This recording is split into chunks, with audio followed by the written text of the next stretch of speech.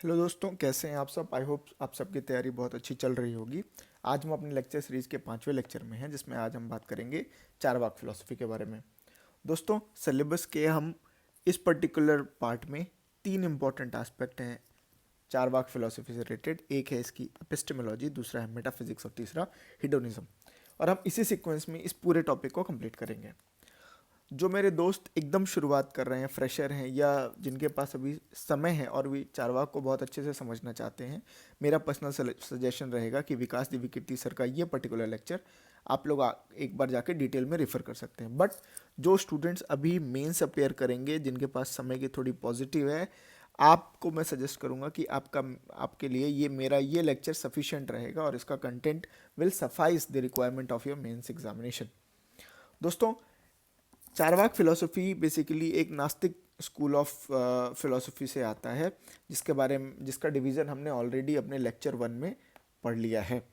तो चारवाक की अगर हम बात करें तो इसका ओरिजिन माना जाता है कि बृहस्पति जी ने इसको प्रतिपादित किया था। अब कई सारे स्कूल ऑफ थॉट कहते हैं कि चारवाक का मतलब है चारुवाक, चारुवाक का मतलब है मीठे बोल। इनकी बातें इतनी अच्छी रहती थी कि ये मतलब सबको अट्रैक्ट करते थे। ये जो बेसिकली स्कूल ऑफ फिलॉसफी है, ये बात करता है इंडियन मटेरियलिज्म का।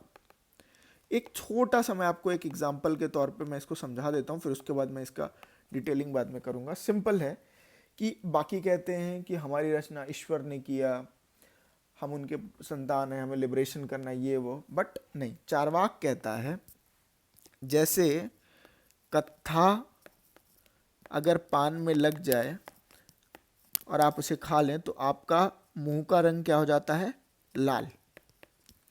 सेम टू सेम चीज़ है कि कोई स्पेशल ऑब्जेक्ट्स या मटेरियल आपस में एक डेफिनेट कॉम्बिनेशन में अगर आके मिले तो वो किसी चीज़ का निर्माण करते हैं। इसी तरीके से जैसे कंप्यूटर है, कंप्यूटर लगभग आजकल आपके सारे काम कर रहे हैं, उसमें तो कोई जीव है नहीं, उसमें तो कोई आत्मा है नहीं, लेकिन उसमें एक मटेरियल एक स्पेसिफिक क्वांटिटी में पड़े हुए हैं और वो चीज़ों का निर्माण करते हैं। तो ये बेसिकली कोई भी ऐसी चीज़ को नहीं मानता जिसको प्रत्यक्ष तौर पे महसूस नहीं किया जा सकता। बेसिकली ये हमने जो PICT आपको याद होगा, हमने 4 पढ़े थे, perception, inference, comparison and testimony.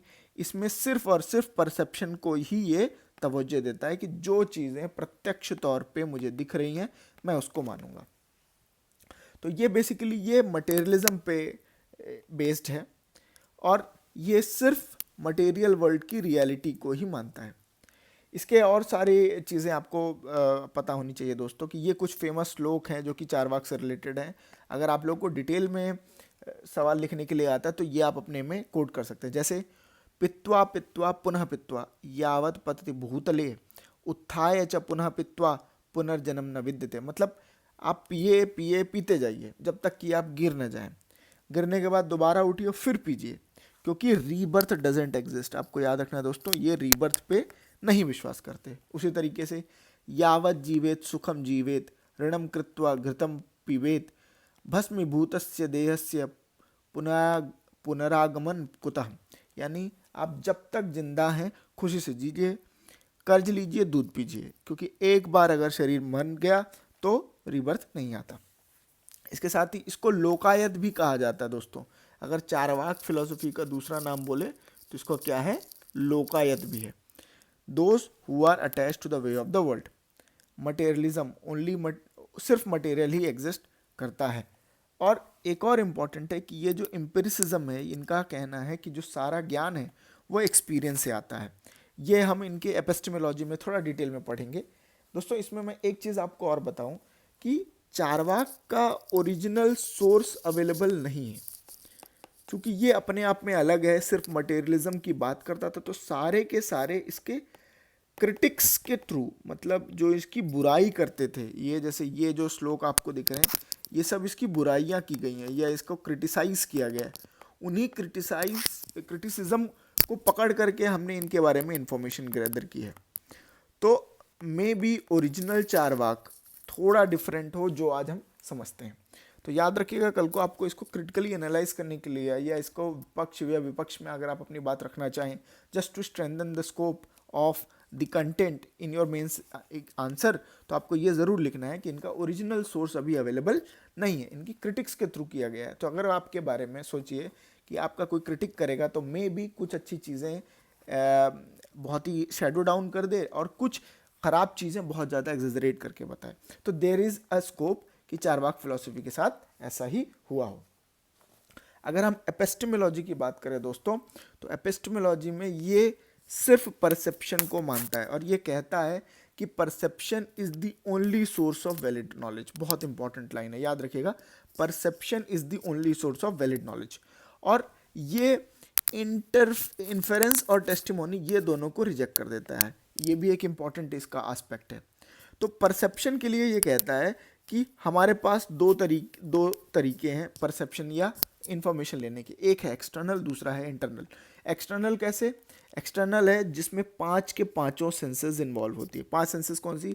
Site, smell, touch, hearing और टेस्ट। ये जो हमारी 5 सेंसेस होती हैं, इनके थ्रू एक्सटर्नली आप वर्ल्ड से इंटरेक्ट करते हैं। उसके बाद आप आते हैं इंटरनल परसेप्शन में, यानी जहाँ पे आपके दिमाग का काम शुरू होता है, ऑपरेशन ऑफ द माइंड। आपका बेसिकली अगर हम सिंपल अगर इसको कंप्यूटर की लैंग्वेज में समझें तो इनपुट,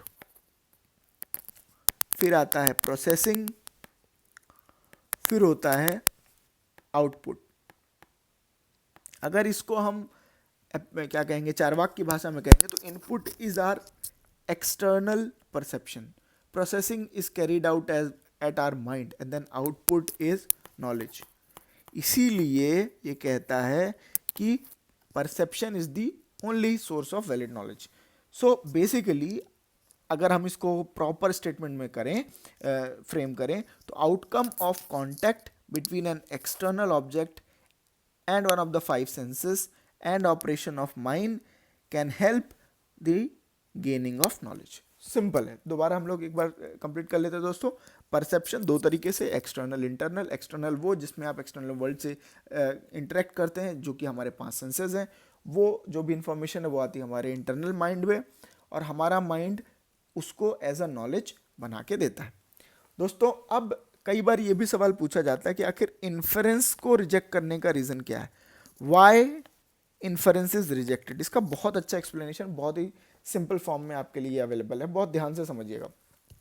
एक बहुत फेमस लाइन है कि when ever there is a smoke there is fire, what ever has smoke has fire. अगर मान लो किसी पहाड़ी में धुंध दिख रहा है या धुआं दिख रहा है तो उसका मतलब है कि आग लग गई। तो ये एक बेसिक प्रिंसिपल पे बेस्ड है कि स्मोक कॉजेस फायर, यानी कहीं पे भी स्मोक है तो उसका मतलब फायर है। ठीक है, बहुत सिंपल है।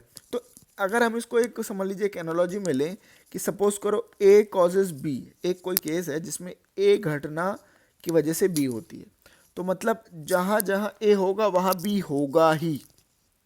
अब चारवाक कहता है कि ऐसा ज़रूरी तो नहीं है। इन्फरेंस जो आप बोल रहे हैं, या मान लीजिए स्मोक की बात कर रहे हैं, हो सकता है हिल में स्मोक फायर की वजह से ना लगा हो, कुछ और कारण हो। तो A causes B is just a belief. याद रखिएगा, ये जो लाइन है, ये अगर आप इस पर्टिकुलर लाइन को ही पकड़ करके अपने आंसर में डाल देते तो आपका आंसर कंप्लीट हो जाएगा। इसके हिसाब से कॉजेशन जो हम ए से ए की वजह से बी हो रहा है कहते हैं, तो कॉजेशन इज सिर्फ एक बिलीफ है, उससे ज़्यादा कुछ भी नहीं। जबकि अदर स्कूल कहते हैं कि ये जो रिलेशन है दैट इज यूनिवर्सल। याद रखिए, ये कह रहा है बिलीफ, ये कह रहे हैं यूनिवर्सल। तो इन्फरेंस का मतलब अदर स्कूल्स में क्या है कि नोइंग अननोन थ्रू नोन, मतलब एक चीज़ के बारे में आपको पता है, एक चीज़ के बारे में नहीं पता, तो आप जो चीज़ के बारे में आपको पता है उससे अननोन चीज़ के बारे में पता लगाने की कोशिश करते हैं। चारवाक अपने आप को वहीं रिस्ट्रिक्ट कर लेता है, भैया जो चीज़ मुझे दिख नहीं रही है, जो चीज़ यूनिवर्सल है ही नहीं, वो मैं नहीं मानूंगा। और कहीं ना कहीं चारवाक इसको और क्या कहेंगे, अपना जो सवाल है इन्फरेंस को लेकर के और गहरा कैसे करता है कि इन्फरेंस हमेशा दो चीज़ों पे, अदर ऑब्जेक्ट्स पे डिपेंडेंट है। दूसरा, इसका कोई प्रूफ नहीं होता। मान लीजिए ए कॉजेज बी, या क्या कहेंगे हिल में आग लगी है इसलिए धुआं है, ऐसा ज़रूरी नहीं है। और इन्फरेंस इज नॉट कॉन्क्रीट, क्योंकि हम लोग का जो पहला लाइन आता है मान लीजिए या मान लो, तभी हम लोग कहते हैं ना, मान लो ये होगा तभी वो होगा, तो ये कॉन्क्रीट तो है नहीं, कई बार ये कॉन्ट्रडिक्टरी भी हो सकता है। एंड मोस्ट इम्पॉर्टेंट आपको याद रखना है कि जो कॉज है वो ऑब्जेक्ट से प्रोड्यूस नहीं होता, किसी एक्सटर्नल चीज़ से प्रोड्यूस होता है। तो जो ऑब्जेक्ट के पास है ही नहीं, जिसका डिपेंडेंसी ऑब्जेक्ट पे है ही नहीं, वो कैसे कारण बन सकता है। इसीलिए चारवाक फिलोसफी इन्फरेंस को रिजेक्ट करता है, जैसा कि हमने प्रीवियस स्लाइड में आपको दिखाया। ठीक है, अब उसके बाद हम आते हैं इसके मेटाफिजिक्स पे। तो बेसिकली ये बात करता है अनक्वालिफाइड मटेरियलिस्टिक मोनिज्म। आपको याद होगा दोस्तों, मैंने एक एग्जांपल दिया था कंप्यूटर का, कि कैसे कंप्यूटर में अलग अलग पार्ट्स को हम जोड़ करके एक रनिंग मशीन बना देते हैं। आज की मशीनें जितनी भी चल रही है, सो बेसिकली इनका कहना है अनक्वालिफाइड मटेरियलिस्टिक मोनिज्म, सिर्फ मटेरियल से ही सारी चीज़ों का निर्माण होता है, उसके अलावा कोई और चीज़ उसमें इन्वॉल्व नहीं है।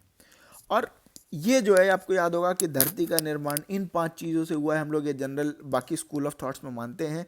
लेकिन चारवाक फिलॉसफी में आकाश या ईथर को कोई जगह नहीं दी गई है, सिर्फ वो 4 चीज़ों को लेके चलते हैं कि धरती का निर्माण या कोई भी चीज़ का निर्माण अर्थ, वाटर, फायर और एयर से हुआ है, बिकॉज ईथर को देखा नहीं जा सकता।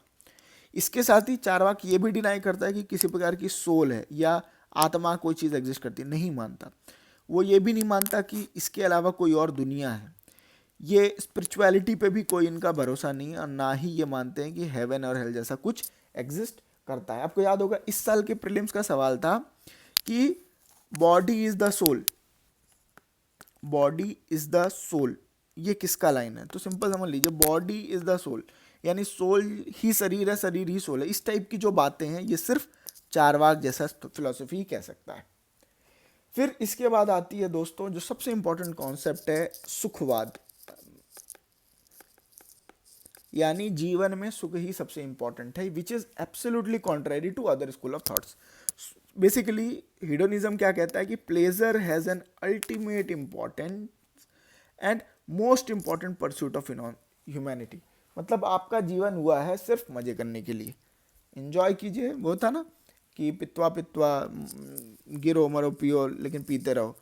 तो ये क्या बिलीव करता है कि जिस दिन आपकी मृत्यु हुई उस दिन आप खत्म, आपका कोई पुनर्जन्म नहीं, कुछ नहीं, कोई रीबर्थ है ये नहीं। इसलिए इस लाइफ को ढंग से जियो। इसको और अच्छे से बोलें तो वन लाइफ ब्रो, आपने सुना होगा वन लाइफ ब्रो, एक ही लाइफ है, ढंग से जियो। फिर उसके बाद हेवन क्या है कि बढ़िया बढ़िया खाने खाओ, ये मानता है कि यंग वुमेन की कंपनी, अच्छे कपड़े पहनना, परफ्यूम लेना, सॉरी गाइस ये परफ्यूम्स है, सैंडल पेस्ट लगाना। हेल क्या है, तो जो है आपके शत्रुओं द्वारा जो समस्याएं पैदा होती वो इसके लिए हेल है। वेपन्स का होना, बीमारी हो जाना, ये सब हेल है। ये जो हाईलाइट करता है सबसे लिए इसका इम्पोर्टेंस क्या है, इंडिविजुअल वेलबींग पे, सोसाइटी से इसको मतलब नहीं। और याद रखिएगा जो हम लोग पुरुषार्थ पढ़ते हैं 4, ये सिर्फ 2 पुरुषार्थ को मानता है। एक है काम विच इज़ प्लेजर, जिसके बारे में पूरा का पूरा हिडोनिज्म है। और दूसरा काम को करने के लिए आपको खर्चे लाने के लिए क्या चाहिए होगा, पैसे यानी अर्थ। सो ये सिर्फ इन 2 पुरुषार्थों को मानता है। और ये एक और एक इम्पॉर्टेंट चीज़ ये है कि ये प्लेजर किसी भी टाइप का हो, हर तरीके के प्लेजर को ये एंजॉय करता है। मतलब कौन सा अच्छा है, कौन सा ज़्यादा प्लेजर है, कौन सा बड़ा प्लेजर है, इस टाइप का कोई डिस्टिंक्शन नहीं है। तो दोस्तों हमने इसके जो 3 कॉन्सेप्ट थे, हिडोनिज्म, एपिस्टेमोलॉजी और मेटाफिजिक्स, ये तीनों को हमने कंप्लीट कर लिया। अब मैंने आपको बताया था कि 1 पेजर डॉक्यूमेंट अगर आपको हर एक स्कूल ऑफ थॉट को बनाना हो तो ये आप 10 जो चेकलिस्ट है आप इसको पकड़ के चलिए। इन 10 चेकलिस्ट में अगर आप किसी भी स्कूल इंडियन फिलोसफी को समझ गए, इसका मतलब वो फिलोसफी का पार्ट आपके लिए कंप्लीट हो गया।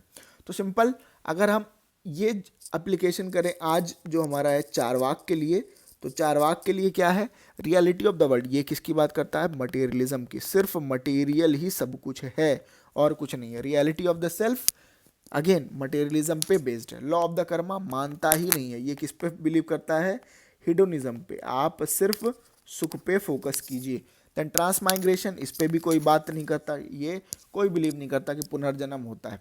Then initial pessimism and ultimate optimism, इसका मतलब ये है दोस्तों कि इंडियन फिलोसफी की बाकी स्कूल ऑफ थॉट्स क्या कहते हैं, रेस्ट थॉट्स क्या कहती हैं कि अभी सफरिंग है, बाद में होगा लिबरेशन, मतलब अभी आप कष्ट झेलिए, बाद में आपको मिलेगा सुख। जिस दिन आप मर जाएंगे आपको पुनर्जन्म में नहीं आना पड़ेगा, मतलब अल्टीमेट होगा। लेकिन ये कहता है हिडोनिज्म, आप फोकस करो आज के मजे पे, ये इस चीज को बिल्कुल भी बिलीव नहीं करता है।